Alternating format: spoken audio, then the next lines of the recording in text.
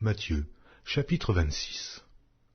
Lorsque Jésus eut achevé tous ses discours, il dit à ses disciples, « Vous savez que la Pâque a lieu dans 2 jours, et que le Fils de l'homme sera livré pour être crucifié. » Alors les principaux sacrificateurs et les anciens du peuple se réunirent dans la cour du souverain sacrificateur appelé Caïphe, et ils délibérèrent sur les moyens d'arrêter Jésus, par ruse, et de le faire mourir.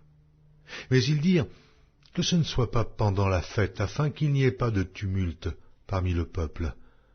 Comme Jésus était à Béthanie, dans la maison de Simon le lépreux, une femme s'approcha de lui, tenant un vase d'albâtre qui renfermait un parfum de grand prix, et, pendant qu'il était à table, elle répandit le parfum sur sa tête. Les disciples, voyant cela, s'indignèrent et dirent, « À quoi bon cette perte?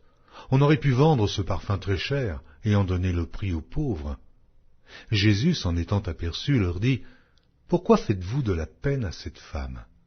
Elle a fait une bonne action à mon égard, car vous avez toujours des pauvres avec vous, mais vous ne m'avez pas toujours. En répandant ce parfum sur mon corps, elle l'a fait pour ma sépulture.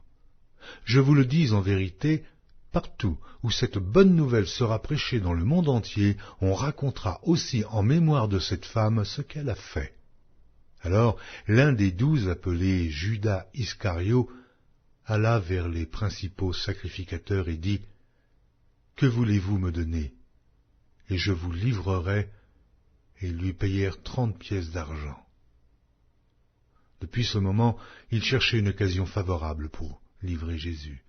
Le premier jour des pains sans levain, les disciples s'adressèrent à Jésus pour lui dire, « Où veux-tu que nous te préparions le repas de la Pâque? » Il répondit, « Allez à la ville, chez un tel, et vous lui direz, le Maître dit, mon temps est proche.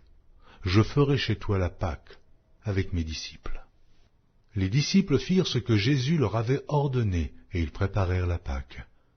Le soir étant venu, il se mit à table avec les 12. Pendant qu'il mangeait, il dit, « Je vous le dis en vérité, l'un de vous me livrera. » Ils furent profondément attristés, et chacun se mit à lui dire, « Est-ce moi, Seigneur ?» Il répondit, « Celui qui a mis avec moi la main dans le plat, c'est celui qui me livrera. Le Fils de l'homme s'en va selon ce qui est écrit de lui, mais malheur à l'homme par qui le Fils de l'homme est livré. Mieux vaudrait pour cet homme qu'il ne fût pas né. » Judas, qui le livrait, prit la parole et dit, « Est-ce moi, Rabbi ?» Jésus lui répondit, « Tu l'as dit. » Pendant qu'il mangeait, Jésus prit du pain et, après avoir rendu grâce, il le rompit et le donna aux disciples en disant, « Prenez, mangez, ceci est mon corps. » Il prit ensuite une coupe et, après avoir rendu grâce, il leur donna en disant, « Buvez-en tous, car ceci est mon sang, le sang de l'alliance qui est répandu pour plusieurs, pour la rémission des péchés. Je vous le dis, je ne boirai plus désormais de ce fruit de la vigne jusqu'au jour où j'en boirai de nouveau avec vous dans le royaume de mon Père. » Après avoir chanté les cantiques, ils se rendirent à la montagne des Oliviers. Alors Jésus leur dit, « Je serai pour vous tous cette nuit une occasion de chute, car il est écrit, « Je frapperai le berger, et les brebis du troupeau seront dispersées.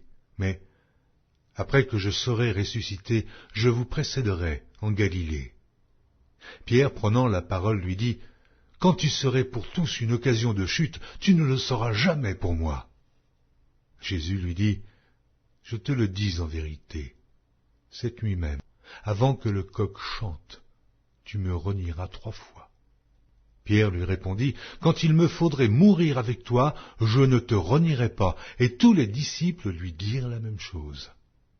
Là-dessus, Jésus alla avec eux dans un lieu appelé Gethsémane, et il dit aux disciples, « Asseyez-vous ici, pendant que je m'éloignerai pour prier. » Il prit avec lui Pierre et les 2 fils de Zébédée, et il commença à éprouver de la tristesse et des angoisses. Il leur dit alors, « Mon âme est triste jusqu'à la mort. Restez ici et veillez avec moi. » Puis, ayant fait quelques pas en avant, il se jeta sur sa face et pria ainsi, « Mon Père, s'il est possible que cette coupe s'éloigne de moi, toutefois, non pas ce que je veux, mais ce que tu veux. Et il vint vers les disciples, et il les trouva endormis. Et il dit à Pierre, vous n'avez donc pu veiller 1 heure avec moi? Veillez et priez, afin que vous ne tombiez pas dans la tentation. L'esprit est bien disposé, mais la chair est faible. Il s'éloigna une seconde fois et pria ainsi. Mon Père, s'il n'est pas possible que cette coupe s'éloigne sans que je la boive, que ta volonté soit faite. Il revint et les trouva encore endormis, car leurs yeux étaient appesantis. Il les quitta, en s'éloignant, il pria pour la 3e fois, répétant les mêmes paroles. Puis il alla vers ses disciples et leur dit, vous dormez maintenant, et vous vous reposez. Voici l'heure est proche, et le Fils de l'homme est livré aux mains des pécheurs. Levez-vous, allons. Voici celui qui me livre s'approche. Comme il parlait encore, voici, Judas, l'un des 12, arriva, et avec lui une foule nombreuse, armée d'épées et de bâtons, envoyés par les principaux sacrificateurs et par les anciens du peuple. Celui qui le livrait leur avait donné ce signe, celui que je baiserai, c'est lui, saisissez-le. Aussitôt s'approchant de Jésus, il dit, salut, Rabbi, et il le baisa. Jésus lui dit, mon ami, ce que tu es venu faire, fais-le.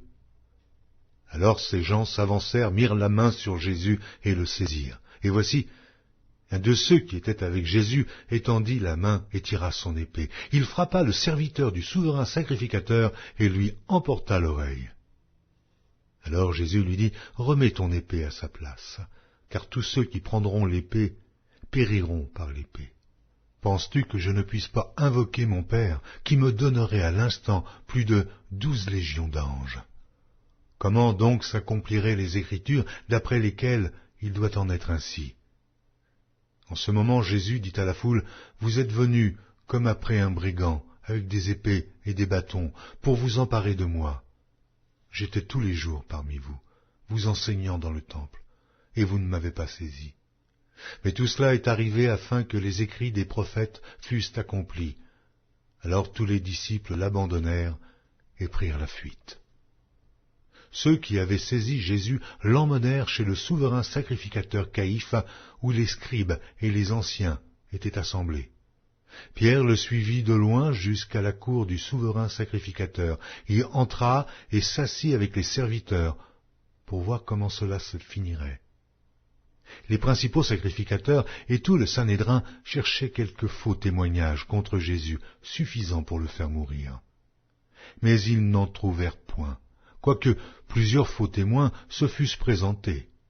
Enfin, il en vint 2 qui dirent, « Celui-ci a dit, je puis détruire le temple de Dieu et le rebâtir en 3 jours. » Le souverain sacrificateur se leva et lui dit, « Ne réponds-tu rien? Qu'est-ce que ces hommes déposent contre toi ?» Jésus garda le silence, et le souverain sacrificateur, prenant la parole, lui dit, « Je t'adjure, par le Dieu vivant, de nous dire si tu es le Christ, le Fils de Dieu. » Jésus lui répondit, « Tu l'as dit. De plus, je vous déclare, vous verrez désormais le Fils de l'homme, assis à la droite de la puissance de Dieu et venant sur les nuées du ciel. » Alors le souverain sacrificateur déchira ses vêtements, disant, « Il a blasphémé. Qu'avons-nous encore besoin de témoins? Voici, vous venez d'entendre son blasphème. Que vous en semble ?» Ils répondirent, « Il mérite la mort. » Là-dessus, ils lui crachèrent au visage, et lui donnèrent des coups de poing, des soufflets en disant, « Christ, prophétise, dis-nous qui t'a frappé. » Cependant, Pierre était assis dehors dans la cour. Une servante s'approcha de lui et dit, « Toi aussi, tu étais avec Jésus, le Galiléen. » Mais il le nia devant tous, disant, « Je ne sais pas ce que tu veux dire. » Comme il se dirigeait vers la porte, une autre servante le vit et dit à ceux qui se trouvaient là, « Celui-ci était aussi avec Jésus de Nazareth. » Il le nia de nouveau avec serment. « Je ne connais pas cet homme. » Peu après, ceux qui étaient là, s'étant approchés, dirent à Pierre, « Certainement, tu es aussi de ces gens-là, car ton langage te fait reconnaître. » Alors il se mit à faire des imprécations et à jurer, « Je ne connais pas cet homme. » Aussitôt, le coq chanta. Et Pierre se souvint de la parole que Jésus avait dite avant que le coq chante. Tu me renieras 3 fois. Et étant sorti, il pleura amèrement. Matthieu, chapitre 27. Dès que le matin fut venu, tous les principaux sacrificateurs et les anciens du peuple tinrent conseil contre Jésus pour le faire mourir. Après l'avoir lié, ils l'emmenèrent et le livrèrent à Ponce Pilate, le gouverneur. Alors Judas, qui l'avait livré, voyant qu'il était condamné, se repentit, et rapporta les 30 pièces d'argent aux principaux sacrificateurs et aux anciens, en disant « J'ai péché, en livrant le sang innocent. » Ils répondirent « Que nous importe ? Cela te regarde. » Judas jeta les pièces d'argent dans le temple, se retira et alla se pendre. Les principaux sacrificateurs les ramassèrent et dirent « Il n'est pas permis de les mettre dans le trésor sacré, puisque c'est le prix du sang. » Et, après en avoir délibéré, ils achetèrent avec cet argent le champ du potier, pour la sépulture des étrangers. C'est pourquoi ce champ a été appelé champ du sang, jusqu'à ce jour. Alors s'accomplit ce qui avait été annoncé par Jérémie le prophète. Ils ont pris les 30 pièces d'argent, la valeur de celui qui a été estimé, qu'on a estimé de la part des enfants d'Israël, et ils les ont donnés pour le champ du potier, comme le Seigneur me l'avait ordonné. Jésus comparut devant le gouverneur. Le gouverneur l'interrogea en ces termes, « Es-tu le roi des Juifs ?» Jésus lui répondit, « Tu le dis. » Mais il ne répondit rien aux accusations des principaux sacrificateurs et des anciens. Alors Pilate dit, « N'entends-tu pas de combien de choses il t'accuse ?» Et Jésus ne lui donna aucune réponse, sur aucune parole, ce qui étonna beaucoup le gouverneur. À chaque fête, le gouverneur avait coutume de relâcher un prisonnier, celui que demandait la foule. Il avait alors un prisonnier fameux nommé Barabbas. Comme ils étaient assemblés, Pilate leur dit, « Lequel voulez-vous que je vous relâche, Barabbas ou Jésus, qu'on appelle Christ ?» Car ils savaient que c'était par envie qu'ils avaient livré Jésus. Pendant qu'ils étaient assis sur le tribunal, sa femme lui fit dire, « Qu'il n'y ait rien entre toi et ce juste, car aujourd'hui j'ai beaucoup souffert en songe à cause de lui. » Les principaux sacrificateurs et les anciens persuadèrent à la foule de demander Barabbas et de faire périr Jésus. Le gouverneur, prenant la parole, leur dit, « Lequel des deux voulez-vous que je vous relâche ?» Ils répondirent, « Barabbas. » Pilate leur dit, « Que ferai-je donc de Jésus qu'on appelle Christ ?» Et tous répondirent, « Qu'il soit crucifié. » Le gouverneur dit, « Mais quel mal a-t-il fait ?» Et ils crièrent encore plus fort, « Qu'il soit crucifié, qu'il soit crucifié !» Pilate, voyant qu'il ne gagnait rien, mais que le tumulte augmentait, prit de l'eau, se lava les mains en présence de la foule et dit, « Je suis innocent du sang de ce juste, cela vous regarde. » Et tout le peuple répondit, « Que son sang retombe sur nous et sur nos enfants. » Alors Pilate leur relâcha Barabbas et, après avoir fait battre de verges Jésus, il le livra pour être crucifié. Les soldats du gouverneur conduisirent Jésus dans le prétoire, et ils assemblèrent autour de lui la cohorte. Ils lui ôtèrent ses vêtements, et le couvrirent d'un manteau écarlate. Ils tressèrent une couronne d'épines qu'ils posèrent sur sa tête, et ils lui mirent un roseau dans la main droite. Puis, s'agenouillant devant lui, ils le raillaient en disant, « Salut, roi des Juifs !» Et ils crachaient contre lui, prenaient le roseau et frappaient sur sa tête. Après s'être ainsi moqués de lui, ils lui ôtèrent le manteau, lui remirent ses vêtements, et l'emmenèrent pour le crucifier. Lorsqu'ils sortirent, ils rencontrèrent un homme de Cyrène appelé Simon, et ils le forcèrent à porter la croix de Jésus.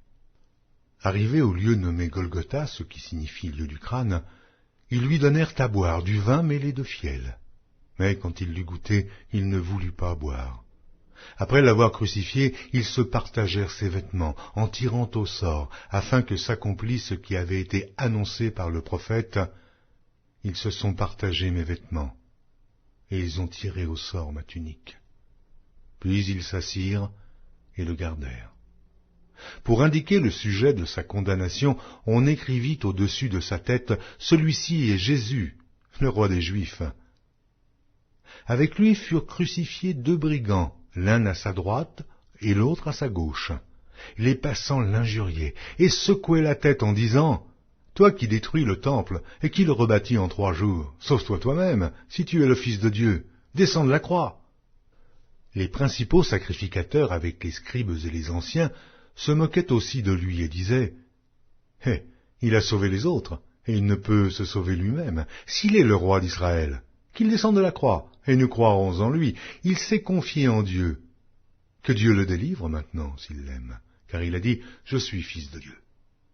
Les brigands crucifiés avec lui l'insultaient de la même manière. Depuis la 6e heure jusqu'à la 9e, il y eut des ténèbres sur toute la terre.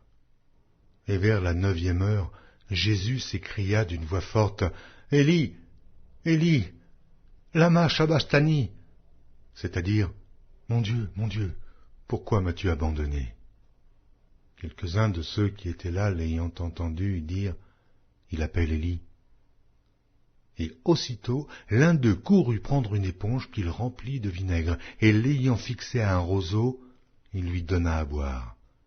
Mais les autres disaient, « Laisse, voyons si Élie viendra le sauver. » Jésus poussa de nouveau un grand cri et rendit l'esprit. Et voici le voile du temple se déchira en 2, depuis le haut jusqu'en bas, la terre trembla, les rochers se fendirent, les sépulcres s'ouvrirent, et plusieurs corps des saints qui étaient morts ressuscitèrent, étant sortis des sépulcres après la résurrection de Jésus. Ils entrèrent dans la ville sainte et apparurent à un grand nombre de personnes. Le centenier et ceux qui étaient avec lui pour garder Jésus, ayant vu le tremblement de terre et ce qui venait d'arriver, furent saisis d'une grande frayeur et dirent « Assurément, cet homme était fils de Dieu. » Il y avait là plusieurs femmes qui regardaient de loin et qui avaient accompagné Jésus depuis la Galilée pour le servir. Parmi elles était Marie de Magdala, Marie, mère de Jacques et de Joseph, et la mère des fils de Zébédée. Le soir étant venu, arriva un homme riche d'Aritamée, nommé Joseph, lequel était aussi disciple de Jésus. Il se rendit vers Pilate et demanda le corps de Jésus. Et Pilate ordonna de le remettre. Joseph prit le corps, l'enveloppa d'un linceul blanc et le déposa dans un sépulcre neuf qu'il s'était fait tailler dans le roc. Puis il roula une grande pierre à l'entrée du sépulcre et il s'en alla. Marie de Magdala et l'autre Marie étaient là, assises, vis-à-vis du sépulcre. Le lendemain, qui était le jour après la préparation, les principaux sacrificateurs et les pharisiens allèrent ensemble auprès de Pilate et dirent « Seigneur, nous nous souvenons que cet imposteur a dit, quand il vivait encore, « Après 3 jours, je ressusciterai. » Ordonne donc que le sépulcre soit gardé jusqu'au 3e jour, afin que ses disciples ne viennent pas dérober le corps et dire au peuple « Il est ressuscité des morts ». Cette dernière imposture serait pire que la première. Pilate leur dit « Vous avez une garde, allez, gardez-le comme vous l'entendez. » Et ils s'en allèrent et s'assurèrent du sépulcre au moyen de la garde, après avoir scellé la pierre.